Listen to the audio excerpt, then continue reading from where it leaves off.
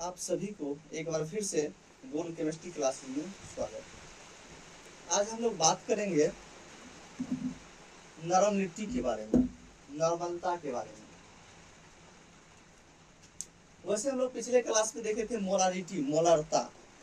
तो मोलरता का परिभाषा हम लोग देखे थे, 1 लीटर बिलियन में उपस्थित विलेय के मोलों की संख्या को क्या कहते हैं? मोलरता कहते हैं। आज हम लोग देख रहे हैं नॉर्मलता। तो हम लोग इसको देखने से पहले इसका हम लोग फॉर्मूला देखते हैं, और जब फॉर्मूला समझ जाएंगे तो इसका परिभाषा हम लोग अपने आप लिख सकते हैं। जैसे हम लोग धमाल मूवी का क्या है, एक सीन देखे हुए थे कि प्लेन उड़ाने से ज्यादा इंपॉर्टेंट है प्लेन लैंड कैसे किया जाता है, ये सीखना है। तो हम लोग नॉर्मलता का फॉर्मूला जानते हैं। नॉर्मलता विलेय के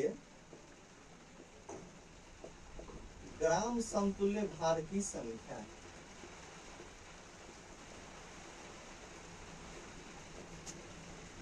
ग्राम समतुल्य भार की संख्या बटा बिलियन का आयतन किसमें होना चाहिए? लीटर में। अगर इसको हम लोग इंग्लिश में कहेंगे तो number of gram equivalent weight of solute by volume of solution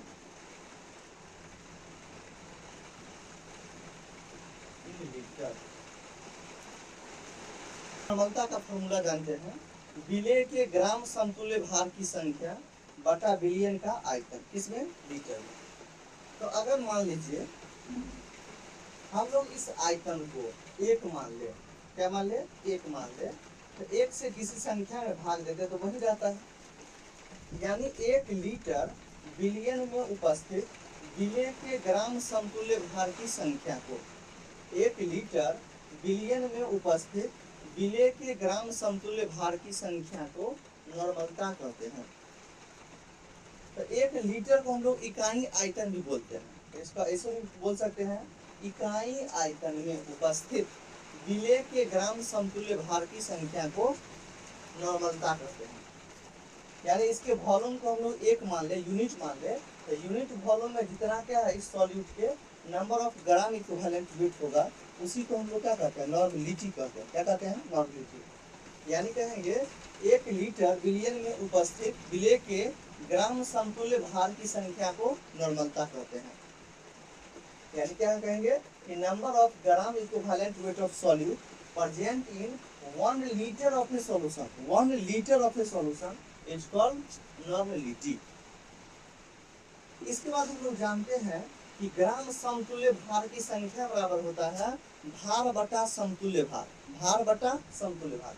तो अभी हम लोग किसका देख रहे हैं? विलेय का। तो इसलिए फॉर्मूला हो जाएगा विलेय का भार बटा विलेय का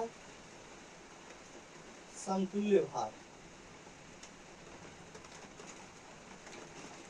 wait of solute by equivalent weight of solute. और नीचे में क्या हमारा है?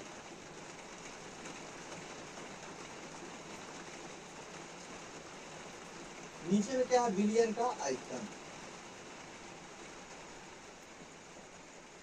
तो बिलियन का आयतन किस में है? लीटर में है। चलिए, तो हम लोग पिछले क्लास में देखे हुए थे कि विलेय के भार को हम लोग W से दिखाते हैं, और ये हमारा विलेय का समतुल्य भार है, इक्विवेलेंट वेट ऑफ सॉल्यूट, तो इसे दिखाएंगे। और ये हमारा बिलियन का आयतन है, वॉल्यूम ऑफ सॉल्यूशन, तो इसको V से दिखाते हैं। किसमें है ये? लीटर में। अब देखिए ऊपर वाला बटन है, तो इसके बटन 1 कर देते हैं ताकि अच्छा लगे। नॉर्मलिटी को हम लोग क्या है? कैपिटल N से दिखाते हैं, बड़का N से दिखाते हैं। किसे? बड़का N से। चलिए, ऊपर वाला वैसे ही रहेगा W बटा E, और नीचे वाला पलटी मार देता है, नहीं पलटू डाल है, तो 1 बटा क्या है? V हो गया। ये किस में है? लीटर में। अब देखिए 1 लीटर बराबर हम लोग जानते हैं 1000 मिलीलीटर होता है। यानी इसको मिलीलीटर में बदलने के लिए 1000 से गुना करना पड़ता है। W गुने 1000 बता क्या हो गया? E गुने यह हमारा नॉर्मलिटी का फॉर्मूला हो गया। इसी पर हम लोग न्यूमेरिकल बनाएंगे।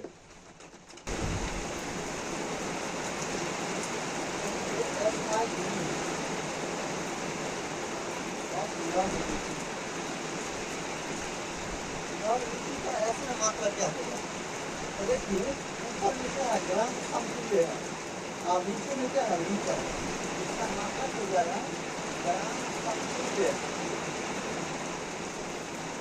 प्रति लीटर। नॉर्मलता का ऐसा मात्रा क्या होगा, ग्राम समतुल्य प्रति लीटर। अब बताइए ये नॉर्मलता ताप पर निर्भर करेगा कि नहीं करेगा? आप लोग बताइए, कमेंट कीजिए।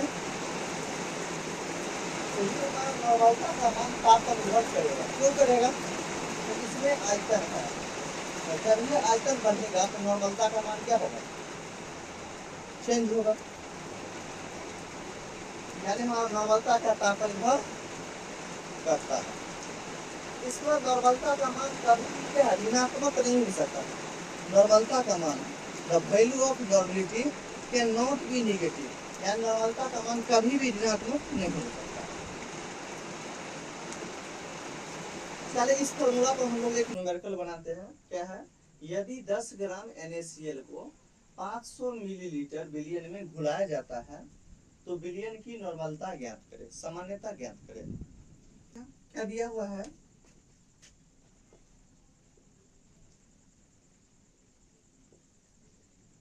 यदि 10 ग्राम NaCl को 500 मिलीलीटर विलयन में घुलाते हैं तो हमारा विलय का जो भार है वो कितना हो गया, तो 10 ग्राम हो गया। क्या है, यह नमक है, NaCl है। इसको 500 मिलीलीटर विलयन में घुलाते हैं, यानी विलयन का जो आयतन है वो 500 मिलीलीटर हो गया। तो कह रहा है कि इसका नॉर्मलता ज्ञात कीजिए। चलिए, यानी हमारा विलय का भार कितना दिया है, विलय का भार W 10 ग्राम, विलयन का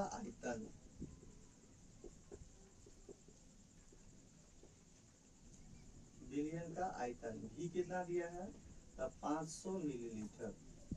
तो हमारा नॉर्मलता ज्ञात करना है। नॉर्मलता, नॉर्मलिटी बराबर वाट। चलिए नॉर्मलिटी का फॉर्मूला हम लोग क्या जानते हैं, तो नॉर्मलिटी का फॉर्मूला होता है W गुने 1000 बटा E गुने V किस में, तो मिलीलीटर में। तो W का मान हमारा दिया है 10, तो 10 गुने 1000, V का मान दिया है 500। अगर E का मान निकल जाएगा तो हमारा क्वेश्चन बन जाएगा। तो E हमारा है क्या, तो E हमारा है समतुल्य भार, किसका, विलय का। और समतुल्य भार कैसे निकालते हैं, तो आणविक भार बटा वैलेंस फैक्टर, आणविक भार बटा वैलेंस फैक्टर। वैलेंस फैक्टर का मतलब होता है उसकी संयोजकता कितनी होती है, उस पर चार्ज कितना होता है, उसकी बेसिसिटी कितनी होती है, उसकी एसिडिटी कितनी होती है, उसके अनुसार। तो चलिए पहले हम लोग इस विलय का, विलय क्या दिया है, तो NaCl, इसका आणविक भार निकालते हैं, मोलर द्रव्यमान। तो सोडियम के होता है कितने, 23, क्लोरीन के 35। तो 35 और 23 के जोड़ेंगे तो कितना हो जाएगा, 58। इसके बाद इसका वैलेंस फैक्टर की बात करेंगे तो सोडियम का संयोग क्या, सोडियम पहला वर्ग की तत्व है, तो इसकी संयोजकता कितनी होती है, 1। कितना, 1। तो इसका वैलेंस फैक्टर हो गया 1। इसलिए विलय का समतुल्य भार कितना हो जाएगा, विलय का समतुल्य भार इक्विवेलेंट वेट ऑफ सॉल्यूट। तो समतुल्य भार का फॉर्मूला क्या बोले, मोलर द्रव्यमान या आणविक भार बटा वैलेंस फैक्टर। तो आणविक भार 58 है, 1 से भाग देंगे तो 58 58 ही रह गया। तो चलिए इसको फिर यहाँ हमारा E के मान 58 हो गया। अब तो हम लोग इजी से बना सकते हैं, 500 दूनी 1000, 2 से काटेंगे तो 29, तो 10 बटा कितना हो गया, 29, भाग देंगे।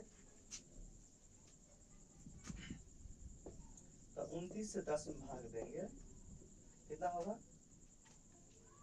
3 मतलब लगेगा नहीं, तो कितना हो गया हमारा 0.3। इसका मात्रा क्या होता है, ग्राम समतुल्य प्रति लीटर। तो इसी तरह से हम लोग किसी तरह कोई भी क्वेश्चन रहेगा तो हम लोग आसानी से इसको क्या है एक लाइन में सॉल्व कर सकते हैं।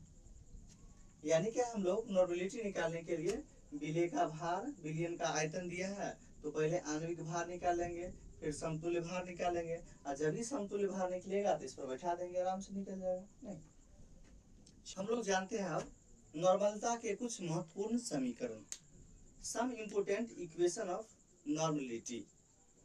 तो हम लोग मेनली इसमें 4 तरह के समीकरण के बारे में इसमें हम लोग चर्चा करेंगे। तो पहला हम लोग समीकरण देखते हैं कि 2 बिलियन है, कितना बिलियन, 2 बिलियन। तो एक जो बिलियन है इसका आयतन जो है वह V1 है और नॉर्मलता क्या है, N1 है।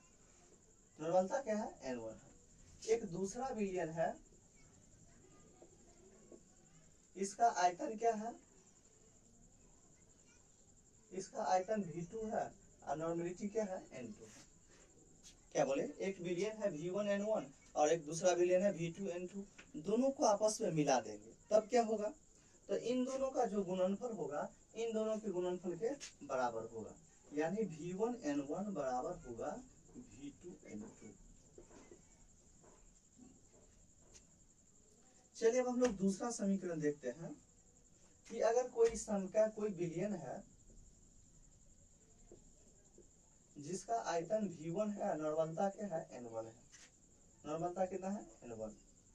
अब इस बिलियन में, इसी बिलियन में क्या करते हैं, इस V1N1 वाले में अगर हम लोग VML डिस्टिल्ड वाटर मिला देते हैं, यानी इसके आयतन बढ़ा देंगे, तो जब ये आयतन बढ़ाएंगे तो नॉर्मलता बदल जाएगा। तो नॉर्मलता हमारा क्या हो जाएगा, N1 से क्या हो जाता है, N2 हो जाता है। क्या हो जाता है, N2। तो इस कंडीशन में क्या होगा, तो इन दोनों का जो गुणनफल होगा, यानी हमारा V1N1 जो होगा ये V1 प्लस V हो गया और नॉर्मलिटी क्या हो गया, N2 हो गया, तो इसके बराबर होते हैं। यानी इसका जो गुणनफल होगा इसके गुणनफल के बराबर, यानी V1 प्लस V नया आयतन हो गया और नॉर्मलिटी क्या हो गया, N1 से N2 हो गया, तो इसके बराबर हो गया। अब हम लोग तीसरा समीकरण देखते हैं कि जब 2 या 2 से अधिक बिलियन को, 2 या 2 से अधिक बिलियन,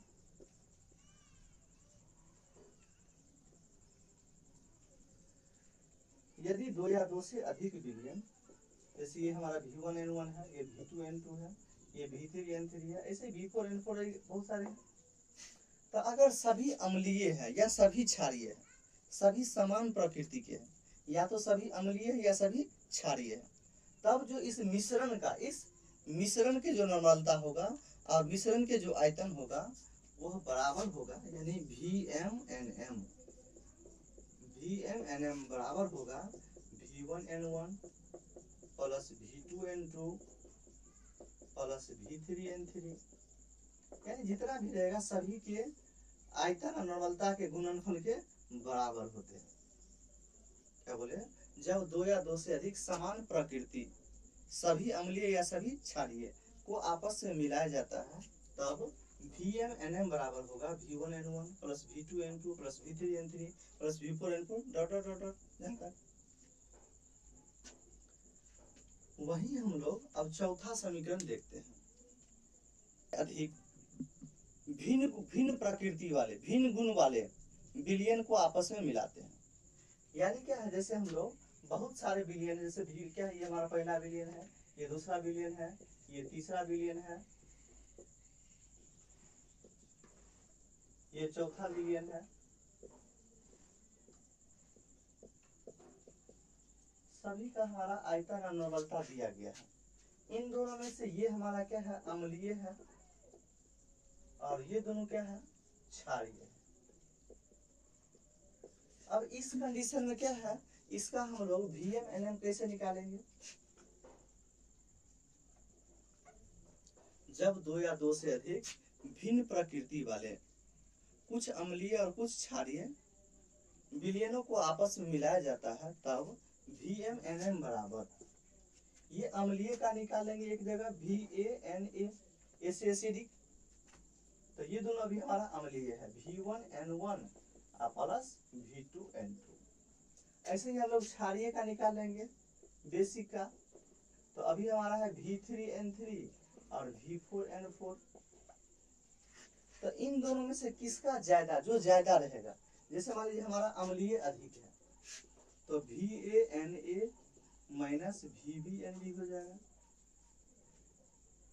वही अगर हमारा क्या है, कब होगा ये, जब VANA ज्यादा होगा VBNB से, यानी विलयन हमारा क्या होगा, जब ये हमारा अम्लीय वाला अधिक होगा तो प्रकृति क्या होगा इसका, अम्लीय होगा। इस विलयन की प्रकृति क्या होगा, अम्लीय। लेकिन जब क्षारीय वाला अधिक होगा तब VBNB माइनस में क्या हो जाएगा, VANA, यानी VBNB क्या है, ज्यादा है, तो इस विलयन की प्रकृति क्या हो जाएगा, क्षारीय हो जाएगा। क्या हो जाएगा, क्षारीय। अब वही अगर हमारा VANA बराबर हो जाएगा VBNB के, तो इस विलयन की प्रकृति क्या हो जाएगा, उदासीन हो जाएगा। क्या हो जाएगा, उदासीन। हम लोग देखिए इसमें VM कैसे निकालेंगे, यानी VM क्या है, तो मिक्सचर ऑफ वॉल्यूम है, यानी वॉल्यूम का क्या है, मिक्सचर। तो V1 V2 V3 जितना भी रहेगा सभी को आपस में क्या करेंगे, जोड़ लेंगे। हाँ, लेकिन NM को ऐसे क्या क्या है, N1 plus N2 plus N3 plus N4 ऐसा करना नहीं है। ये क्या हो जाएगा, गलत हो जाएगा, क्योंकि अगर सभी को आपस में मिलाएंगे तो नॉर्मलता का मान क्या हो जाएगा, बदल जाएगा। तो इसीलिए हम लोग ये इस फॉर्मूला से इसको नहीं बनाना है। तो ये था हमारा नॉर्मलता के कुछ महत्वपूर्ण समीकरण।